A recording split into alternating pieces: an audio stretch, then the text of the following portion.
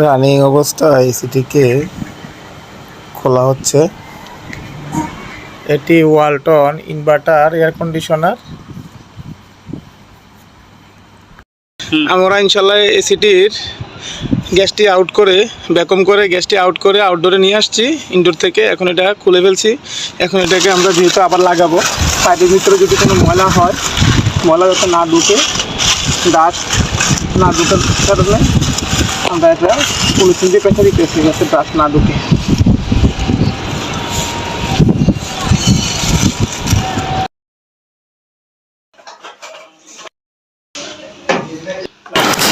Indoor ইউনিটটিকে আমরা খুলে নিতেছি। আগে সমস্ত পাইপের ফিটিংসগুলো আমরা খুলে ফেলেছি, তারপর ইনডোরকে খুলে নিয়ে আসলাম।